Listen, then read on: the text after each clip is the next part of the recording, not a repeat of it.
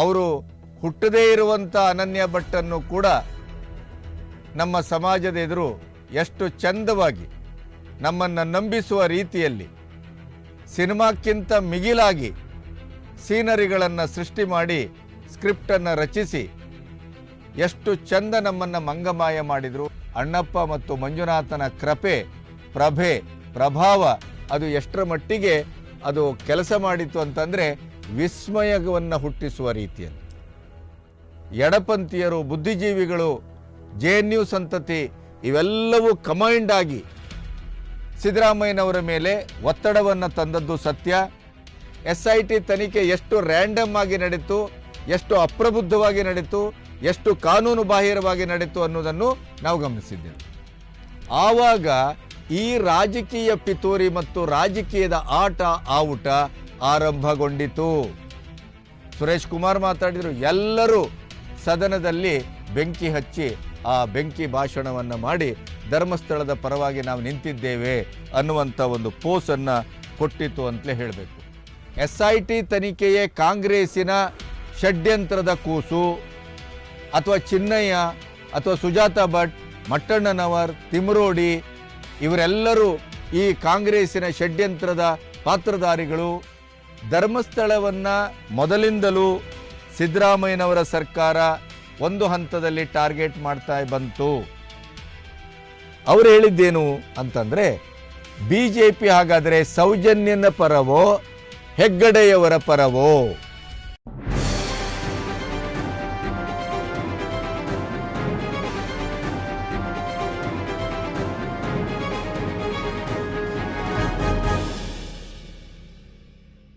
ನಮಸ್ತೆ, B Ganapati news ಚಾನಲ್ಗೆ ಸ್ವಾಗತ. ಧರ್ಮಸ್ಥಳದ ಈ ನಕಲಿ ಗ್ಯಾಂಗಿನ ಹೋರಾಟ ಏನಿದೆ, ಟಾರ್ಗೆಟ್ ಧರ್ಮಸ್ಥಳ ಅನ್ನುವಂಥ ನೆಲೆಯಲ್ಲಿ ನಮ್ಮ ಶ್ರದ್ಧಾ ಕೇಂದ್ರವನ್ನು ಕಲುಷಿತಗೊಳಿಸುವ, ಹಿಂದೂ ಮತ್ತು ಸನಾತನಿಗಳ ಧರ್ಮ ನಂಬಿಕೆಯನ್ನು ಕೆಡಿಸುವ, ಇಡೀ ಬದುಕಿನ ಅಂತರ್ಜಲವೇ ಆಗಿರುವಂಥ ಧರ್ಮಸ್ಥಳದ ಮೇಲಿನ ಆ ಮಂಜುನಾಥ ಮತ್ತು ಅಣ್ಣಪ್ಪನ ನಂಬಿಕೆಯನ್ನು ವಿಚಲಿತಗೊಳಿಸುವ ಮೂಲಕ ಧರ್ಮಭ್ರಷ್ಟಗೊಳಿಸುವ ಮತ್ತು ಇಡೀ ಹಿಂದುತ್ವಕ್ಕೆ ಒಂದು ಪಂಥಾಹ್ವಾನವನ್ನು ಕೊಡುವ ಕೆಲಸವನ್ನು ಏನು ಮಟ್ಟಣ್ಣ ಮತ್ತು ತಿಮರೋಡಿ, ಈ AI ಸಮೀರ್ ಈ ವ್ಯಕ್ತಿಗಳ ನೇತೃತ್ವದಲ್ಲಿ ಏನು ನಡೆದಿತ್ತು, ಅದರ ಬಗ್ಗೆ ಒಂದು ಬಲವಾದಂಥ ಶಂಕೆಯನ್ನು ಮೊದಲಾಗಿ ವ್ಯಕ್ತಪಡಿಸಿದ್ದು ಕಾಂಗ್ರೆಸ್ ಸರ್ಕಾರದ ಉಪಮುಖ್ಯಮಂತ್ರಿಗಳಾದಂಥ DK ಶಿವಕುಮಾರ್. ಇದೊಂದು ಷಡ್ಯಂತ್ರ, ಧರ್ಮಸ್ಥಳದ ಮೇಲೆ ಷಡ್ಯಂತ್ರ ನಡೆದಿದೆ, ಈ ಶ್ರದ್ಧಾ ಕೇಂದ್ರವನ್ನು ಕಲುಷಿತಗೊಳಿಸುವಂಥ ಒಂದು ನಕಲಿ ಗ್ಯಾಂಗಿನ ಷಡ್ಯಂತ್ರ ಯಾವ ರೀತಿ ಮತ್ತು ಎಲ್ಲಿ ಹೇಗೆ ನಡೆದಿದೆ ಅನ್ನೋದು ಕಾಲಕ್ರಮೇಣ ಅದನ್ನು ಹೊರಗೆ ಹಾಕಲಾಗತ್ತೆ ಅನ್ನುವಂಥ ಮಾತನ್ನು ಅವರು ಆಡಿದರು. ಆ ನಂತರ ಈ ನಕಲಿ ಗ್ಯಾಂಗಿನ ಇಡೀದಾದಂಥ ಒಂದು ಸಮೂಹ ಸನ್ನಿ AI ವಿಡಿಯೋವನ್ನು ಮಾಡುವ ಮೂಲಕ ತಾವೇ ಅದಕ್ಕೆ ಐವಿಟ್ನೆಸ್ಸು ಅನ್ನುವ ರೀತಿಯಲ್ಲಿ ಪಾತ್ರಗಳನ್ನು ಸೃಷ್ಟಿಸಿದ್ದು, ಪ್ರಕರಣಗಳನ್ನು ಸೃಷ್ಟಿಸಿದ್ದು, ಯಾವುದೇ ಸಾಕ್ಷ್ಯ ಆಧಾರಗಳು ಇಲ್ಲದೇ ಇದ್ದರೂ ಕೂಡ ನಮ್ಮಲ್ಲಿ ಸಾಕ್ಷ್ಯಗಳ ಬಹಳ ದೊಡ್ಡ ಗುಡಾಣವೇ ಇದೆ ಅನ್ನುವ ಹಾಗೆ ಅದನ್ನು ಮೊಬೈಲ್ನಲ್ಲಿ, ಕಿಸೆಯಲ್ಲಿ, ಖಜಾನೆಯಲ್ಲಿ ಇಟ್ಕೊಂಡು ತಿರುಗಾಡಿದಂಥ ಎಲ್ಲ ಪ್ರಹಸನಗಳನ್ನು ನಾವು ನೋಡಿದ್ದೇವೆ. ಯಾವ್ಯಾವ ಪಾತ್ರಗಳನ್ನು, ಸುಜಾತಾ ಭಟ್ ಇರ್ಬೋದು, ಚೆನ್ನಯ್ಯ ಇರ್ಬೋದು, ಅವರು ಹುಟ್ಟದೇ ಇರುವಂಥ ಅನನ್ಯ ಭಟ್ಟನ್ನು ಕೂಡ ನಮ್ಮ ಸಮಾಜದ ಎದುರು ಎಷ್ಟು ಚಂದವಾಗಿ ನಮ್ಮನ್ನು ನಂಬಿಸುವ ರೀತಿಯಲ್ಲಿ ಸಿನಿಮಾಕ್ಕಿಂತ ಮಿಗಿಲಾಗಿ ಸೀನರಿಗಳನ್ನು ಸೃಷ್ಟಿ ಮಾಡಿ ಸ್ಕ್ರಿಪ್ಟನ್ನು ರಚಿಸಿ ಎಷ್ಟು ಚಂದ ನಮ್ಮನ್ನು ಮಂಗಮಾಯ ಮಾಡಿದರು, ನಮ್ಮನ್ನು ಎಷ್ಟು ವಿಸ್ಮೃತಿಗೆ ಒಳಪಡಿಸಿದರು ಅನ್ನೋದು ಈಗ ಅತ್ಯಂತ ಚರ್ಚೆಗೆ ಒಳಗಾದಂಥ ವಿಷಯ. ಅವರು ಸೃಷ್ಟಿ ಮಾಡಿದ ಪಾತ್ರಗಳೇ ಅವರೆದುರು ಬಂದು ನಿಜವನ್ನು ಬಿಚ್ಚಿಟ್ಟಾಗ ಅವರು ಎಷ್ಟರ ಮಟ್ಟಿಗೆ ವಿಚಲಿತಗೊಂಡರು ಅನ್ನೋದನ್ನು ಕೂಡ ನಾವು ನೋಡಿದ್ದೇವೆ. ಕೊನೆಗೂ ಹಿಂದೂ ಸಮಾಜ ಜಾಗೃತಗೊಂಡಿತು.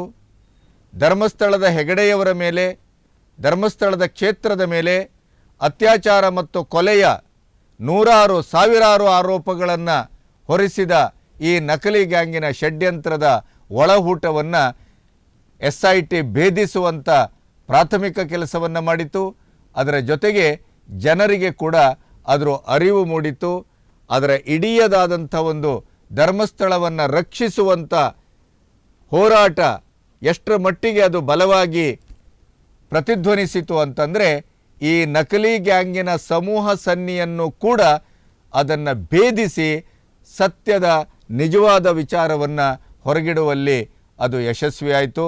ಅಣ್ಣಪ್ಪ ಮತ್ತು ಮಂಜುನಾಥನ ಪ್ರಭಾವ ಅದು ಎಷ್ಟರ ಮಟ್ಟಿಗೆ ಅದು ಕೆಲಸ ಮಾಡಿತು ಅಂತಂದರೆ ವಿಸ್ಮಯವನ್ನು ಹುಟ್ಟಿಸುವ ರೀತಿಯಲ್ಲಿ.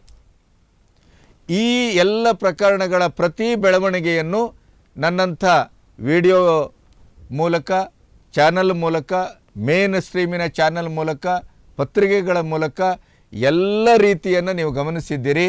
ಈಗ ರಾಜಕೀಯ ಪ್ರಹಸನದ ವರ್ತಮಾನ.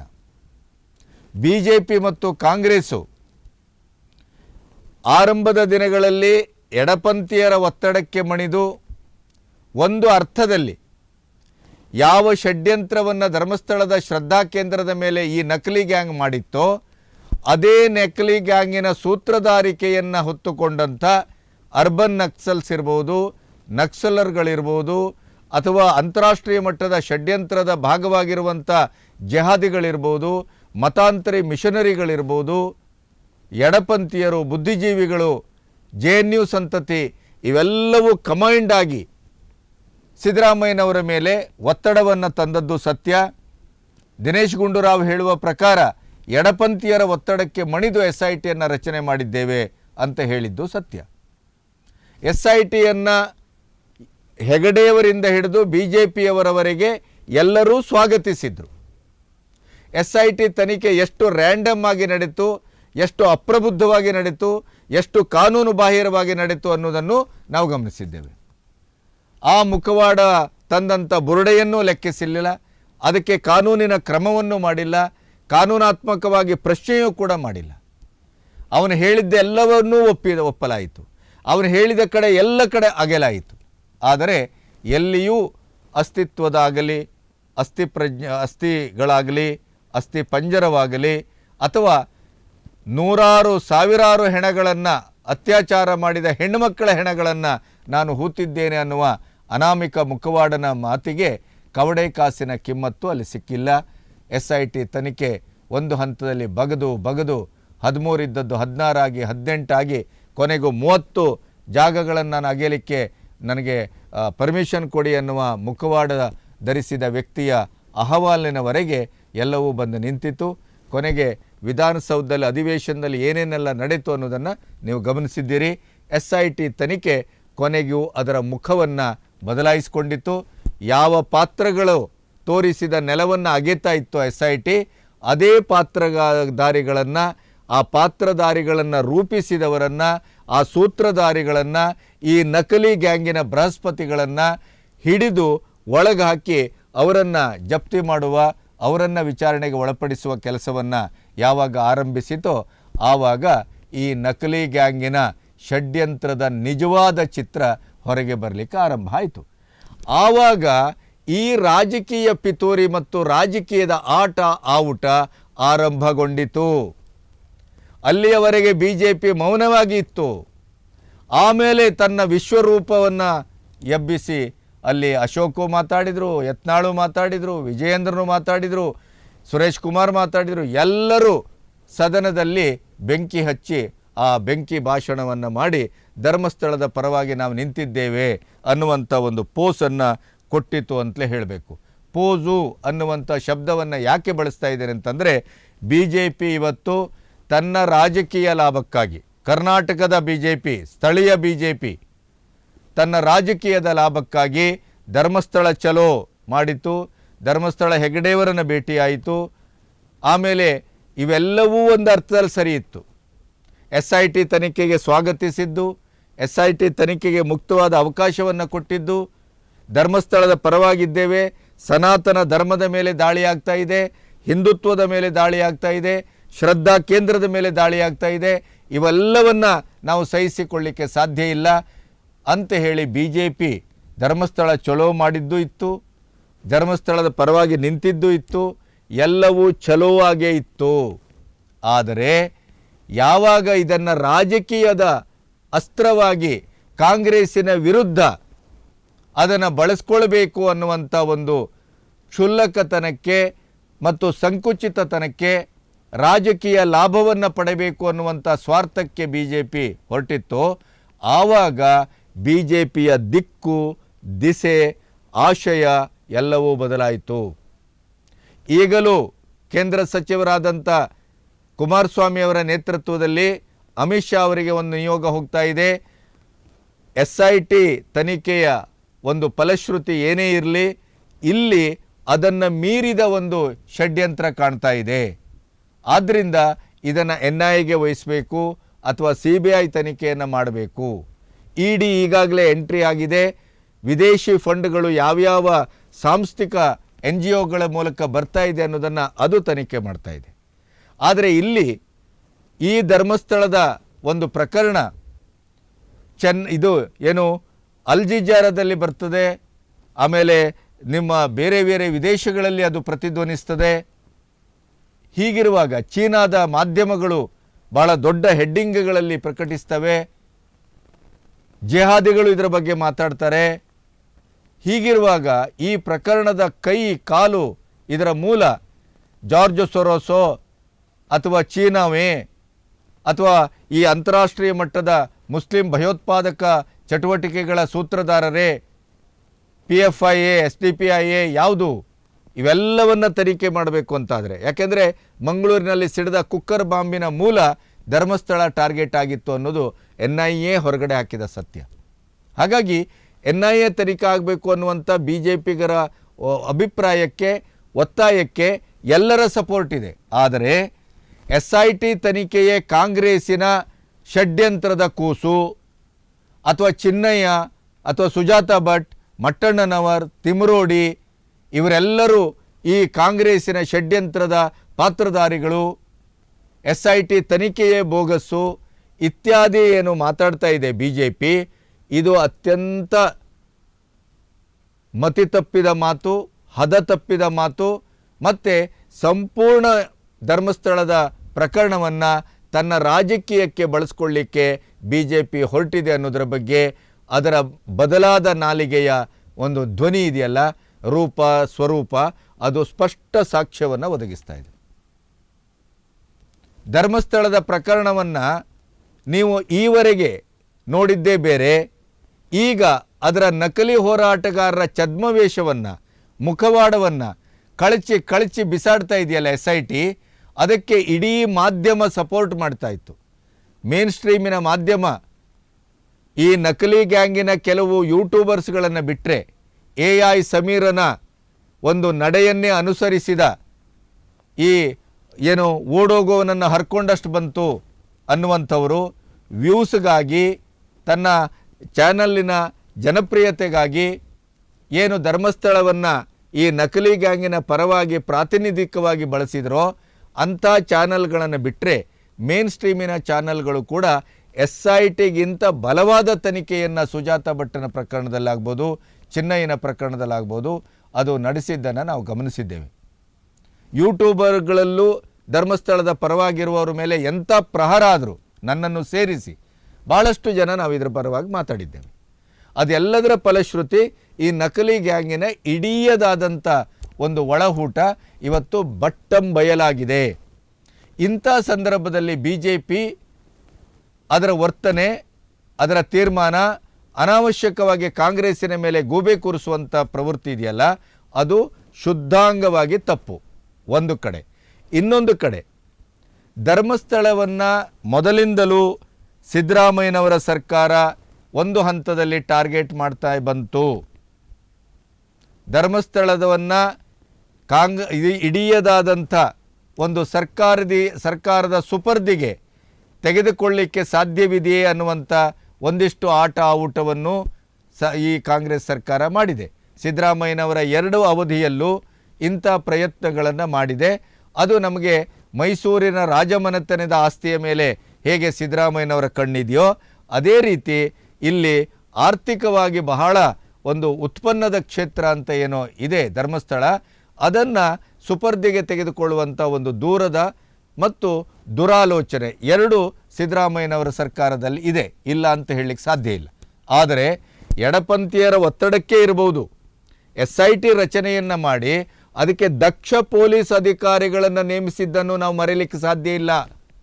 ಅದರ ಜೊತೆಗೆ ಅಗೆಯುವಿಕೆ ಅಸಂಬದ್ಧವಾಗಿರಬಹುದು, ಆದರೆ ಅದರಲ್ಲಿ ಫಲಶ್ರುತಿ ಸಿಗಲಿಲ್ಲ ಅಂತಂದಾಗ ಕಾಂಗ್ರೆಸ್ ಸರ್ಕಾರದ ನೇತೃತ್ವದಲ್ಲಿ ರಚನೆಯಾದಂಥ SITಯೇ ಅದು ತನ್ನ ತನಿಖೆಯನ್ನು ಚುರುಕುಗೊಳಿಸಿದೆ.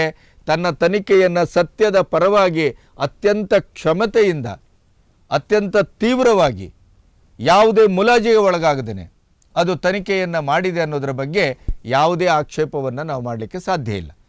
ಅದನ್ನೂ ಇವತ್ತು ಸಂಶಯಗ್ರಸ್ತ ದೃಷ್ಟಿಯಿಂದ ನೋಡ್ತಾ ಇರುವಂಥ BJP ಅದು ರಾಜಕೀಯ ಲಾಭವನ್ನಷ್ಟೇ ಗಮನಿಸ್ತಾ ಇದೆ ಹೊರತು ಅದಕ್ಕೆ ನಿಜವಾಗಿಯೂ ಸೌಜನ್ಯನ ಒಂದು ಅತ್ಯಾಚಾರ ಕೊಲೆಗೆ ನ್ಯಾಯ ಸಿಗಬೇಕು ಅನ್ನುವಂಥ ಆಶಯಕ್ಕೋ, ಧರ್ಮಸ್ಥಳವನ್ನು ರಕ್ಷಿಸಬೇಕು ಅನ್ನುವ ಆಶಯಕ್ಕೋ, ನಮ್ಮ ಶ್ರದ್ಧಾ ಕೇಂದ್ರವನ್ನು ರಕ್ಷಿಸಬೇಕು ಅನ್ನುವ ಆಶಯಕ್ಕೋ ರಾಜಕೀಯವನ್ನು ಹೊರತುಪಡಿಸಿ ಸನಾತನ ಧರ್ಮದ ದೃಷ್ಟಿಯಿಂದ, ಭಾರತದ ಈ ಅಸ್ಮಿತೆಯ ದೃಷ್ಟಿಯಿಂದ ಮತ್ತು ಹಿಂದುತ್ವದ ಮತ್ತು ಶ್ರದ್ಧಾ ಕೇಂದ್ರದ ಮೇಲೆ ನಿರಂತರವಾಗಿ ದೇಶ ವಿರೋಧಿಗಳ ಈ ದಾಳಿ ಏನಿದೆ ಅದನ್ನು ತಡೆಯುವಂಥ ನೆಲೆಯಲ್ಲಿ ರಾಜಕೀಯಕ್ಕೆ ಹೊರತಾದಂಥ ಹೆಜ್ಜೆಯನ್ನು BJP ಇಡುತ್ತೆ ಅಂತ ನಾವೇನು ಭಾವಿಸಿದ್ದೆವು ಅದು ಶುದ್ಧ ಸುಳ್ಳಾಗಿದೆ.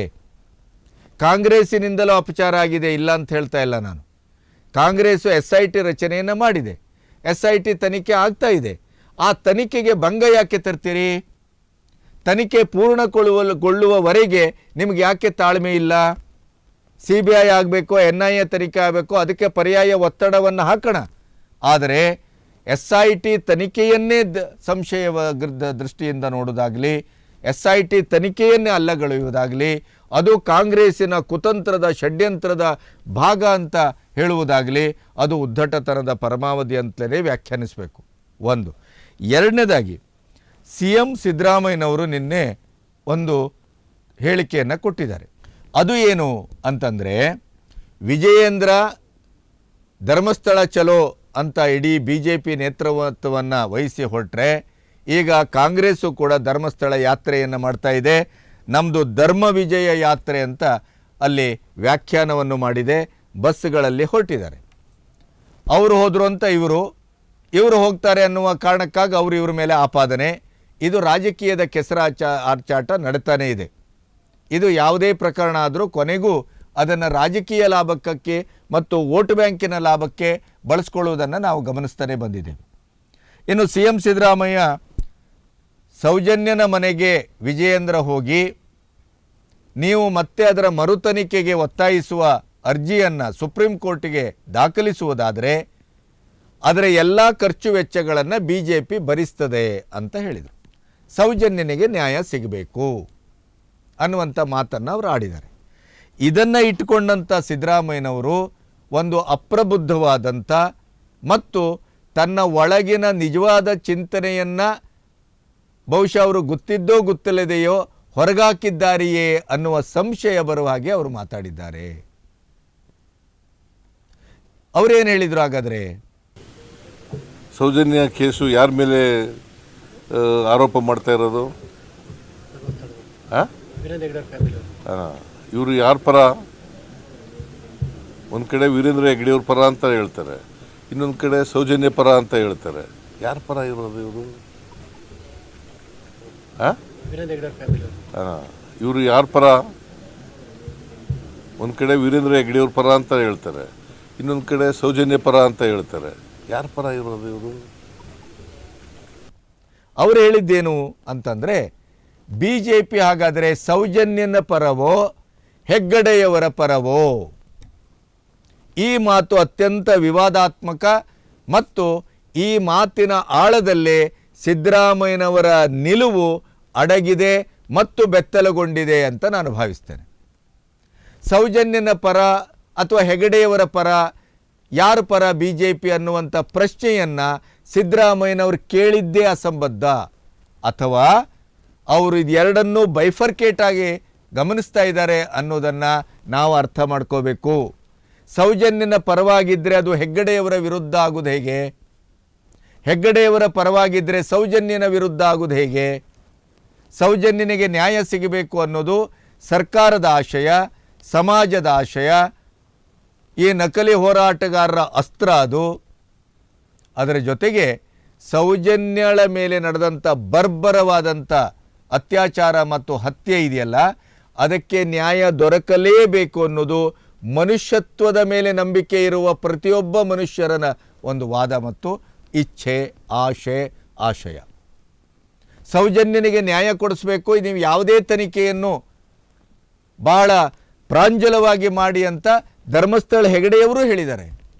ಹಾಗಾಗಿ ಈಗ ಸೌಜನ್ಯನ ಪರ ನಿಂತವರೆಲ್ಲ ಧರ್ಮಸ್ಥಳ ಹೆಗಡೆಯವರ ವಿರೋಧಿಗಳಾಗ್ತಾರ? ಸಿದ್ದರಾಮಯ್ಯನವರೇ, ನೀವೇ ಉತ್ತರಿಸ್ಬೇಕು ಇದಕ್ಕೆ. ಹೆಗಡೆಯವರ ಪರವಾಗಿ ನಿಂತಾಗ ಸೌಜನ್ಯನ ವಿರೋಧ ಆಗೋದು ಹೇಗೆ? ಹಾಗಾದರೆ ಸೌಜನ್ಯನ ಮೇಲೆ ನಡೆದ ದಾಳಿ, ಸೌಜನ್ಯನ ಮೇಲೆ ನಡೆದಂಥ ಬರ್ಬರ ಅತ್ಯಾಚಾರ, ಈಗಾಗಲೇ ನಕಲಿ ಗ್ಯಾಂಗು ಆರೋಪಿಸುವ ರೀತಿಯಲ್ಲಿ ಯಾವುದೇ ಸಾಕ್ಷ್ಯಾಧಾರಗಳ ಇಲ್ಲದೇನೆ AI ವಿಡಿಯೋ ಮಾಡಿ ನಾವೇ ಐ ವಿಟ್ನೆಸ್ಸು ಅನ್ನುವಂಥ ಸಮೀರ್ನಂಥ ಉದ್ದಟತನದ ವ್ಯಕ್ತಿಗಳ ಮಾತಿಗೆ ನೀವು ಇಂಬು ಕೊಡ್ತಾ ಇದ್ದೀರಾ? ಅವರ ಮಾತನ್ನು ನಂಬುತ್ತಾ ಇದ್ದೀರಾ? ಹಾಗಾದರೆ ಹೆಗಡೆಯವರು ಮತ್ತು ಹೆಗಡೆಯವರ ಕುಟುಂಬದ ಮೇಲೆ ಈ ಅತ್ಯಾಚಾರ ಕೊಲೆಯ ಪ್ರಕರಣವನ್ನು ಸಾಕ್ಷ್ಯಾಧಾರಗಳು ಇಲ್ಲದೇನೆ ಆರೋಪಿಸುವ ಈ ನಕಲಿ ಗ್ಯಾಂಗಿನ ಕೊಟ್ಟಿ ಮಾತುಗಳ ಹಾಗೆ ನಿಮ್ಮ ಮಾತನ್ನು ನಾವು ಗಮನಿಸಬೇಕೇ, ಭಾವಿಸಬೇಕೇ ಅನ್ನುವಂಥ ಪ್ರಶ್ನೆ ಹುಟ್ಟುಕೊಂಡಿದೆ. ಸೌಜನ್ಯನ ಪರವಾಗಿ ನಿಂತವರು ಧರ್ಮಸ್ಥಳ ಹೆಗಡೆಯವರ ವಿರೋಧಿಗಳಾಗ್ತಾರೆ, ಧರ್ಮಸ್ಥಳ ಹೆಗಡೆಯವರ ಪರವಾಗಿ ನಿಂತವರು ಸೌಜನ್ಯನ ವಿರೋಧಿ ಆಗ್ತಾರೆ ಅಂತಾದರೆ, ಸೌಜನ್ಯನ ಮೇಲೆ ನಡೆದಂಥ ದಾಳಿ ಹೆಗಡೆಯವರ ಕುಟುಂಬದಿಂದ ಆಗಿದೆ ಅಂತ ನಿಮ್ಮ ಭಾವನೆಯೇ? ಇದು ಅತ್ಯಂತ ಮೂಲಭೂತವಾದ ಪ್ರಶ್ನೆ. ಹಾಗಾದರೆ SIT ರಚನೆ ಯಾಕೆ ಮಾಡಿದಿರಿ? ನೀವು ತನಿಖೆಯಿಂದ ಸತ್ಯ ಹೊರಗೆ ಬರಲಿ ಅನ್ನೋದು ಯಾವ ಸತ್ಯ?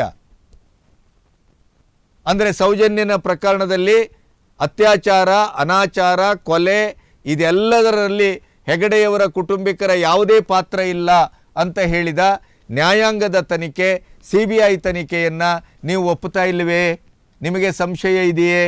ಹೆಗಡೆಯವರ ಕುಟುಂಬ ಮಾಡಿದ್ದಾರೆ ಅನ್ನುವಂಥ ಒಂದು ನಿರ್ಧಾರಕ್ಕೆ ನೀವು ಬಂದಿದ್ದಾಗಿದೆಯಾ? ಹಾಗಾದರೆ ಇಲ್ಲದೇ ಇದ್ದರೆ ಸೌಜನ್ಯನ ನ್ಯಾಯವನ್ನು ಕೇಳುವಂಥ ತಂಡ ಹೆಗಡೆಯವರ ವಿರೋಧಿ ಆಗೋದು ಹೇಗೆ, ಅಥವಾ ಹೆಗಡೆಯವರ ಪರವೋ ಸೌಜನ್ಯನ ಪರವೋ ಅನ್ನುವಂಥ ಇದನ್ನು ಎರಡು ರೀತಿಯಲ್ಲಿ ವಿಂಗಡಿಸಿ ಹೇಗೆ ನೋಡಿದಿರಿ? ನೀವು ರಾಜ್ಯದ ಜನತೆಗೆ ಕೊಡುವ ಸಂದೇಶ ಏನು?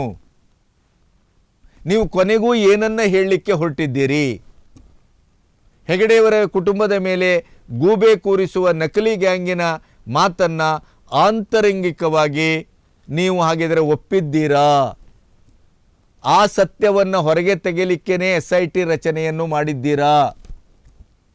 ಈ ದೃಷ್ಟಿಯಲ್ಲೇ ನಿಮ್ಮ ಮಾತಿನ ಆಧಾರದಲ್ಲೇ ನಡೀತಾ ಹೋದರೆ, ಕೆದಕ್ತಾ ಹೋದರೆ, ಹುಡುಕ್ತಾ ಹೋದರೆ BJP ಆರೋಪಿಸ್ತಾ ಇರುವಂಥ SIT ರಚನೆ ಕಾಂಗ್ರೆಸ್ಸಿನ ಷಡ್ಯಂತ್ರದ ಕೂಸು ಅನ್ನುವ ಮಾತಿಗೆ ಏನಂತೀರಿ? ಏನನ್ನಬೇಕು? ಆ ಮಾತನ್ನು ಹಾಗಾದರೆ ಗಂಭೀರವಾಗಿ ತೆಗೆದುಕೊಳ್ಬೇಕೇನು? ರಾಜಕೀಯ ಮಾಡ್ತಾ ಇದ್ದಂಥ BJPಯಲ್ಲೂ ಎಲ್ಲೋ ಒಂದು ಕಡೆ ನಿಮ್ಮ ಮನದಾಳದ ಮಾತಿಗೆ ಪೂರಕವಾಗಿ ಅವರು ಕೆಲವು ಬಾಣ ದುರುಸು ಬಿಡ್ತಾ ಇದ್ದಾರೆಯೇ? ನಿನ್ನೆ ನೀವು ಆಡಿದ ಮಾತು ಎಲ್ಲೋ ಒಂದು ಕಡೆ ಅದು ಅತ್ಯಂತ ಪ್ರಖರವಾಗಿ ಹೆಗಡೆಯವರನ್ನು ಮತ್ತು ಸೌಜನ್ಯ ಪ್ರಕರಣವನ್ನು ವಿಂಗಡಿಸಿ ನೋಡ್ತಾ ಇದೆ.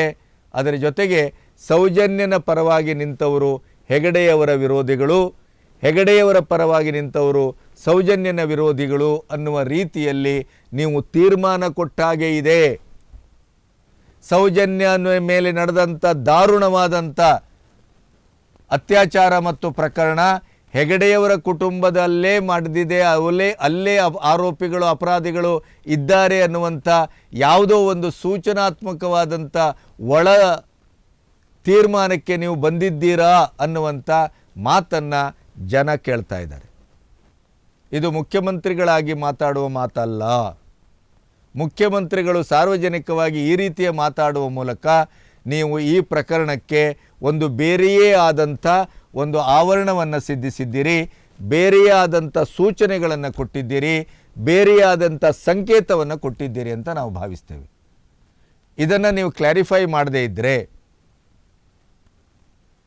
ನೀವು ಧರ್ಮಸ್ಥಳ ಯಾತ್ರೆ ಅಂತ ಮಾಡಿದ್ದಕ್ಕೂ ಅರ್ಥ ಇಲ್ಲ, ಶ್ರದ್ಧಾ ಕೇಂದ್ರದ ಮೇಲೆ ನಡೆಯುವ ದಾಳಿಯನ್ನು ನಾವು ವಿರೋಧಿಸ್ತೇವೆ ಅನ್ನೋದಕ್ಕೆ ಯಾವ ಅರ್ಥವೂ ಇಲ್ಲ. ಎಡಪಂಥೀಯರು ಮತ್ತು ನಕಲಿ ಗ್ಯಾಂಗಿನ ಈ ಆಶಯ ಏನಿದೆ, ಅವರ ಏನು ಒಂದು ಸಾಕ್ಷ್ಯಾಧಾರ ಇಲ್ಲದೇ ಆರೋಪಿಸುವಂಥ ಆರೋಪ ಏನಿದೆ, ಅದಕ್ಕೆ ನೀವು ಕೂಡ ಕೈ ಜೋಡಿಸ್ತಾ ಇದ್ದೀರಿ ಅಂತ ಭಾವಿಸಬೇಕಾಗುತ್ತದೆ.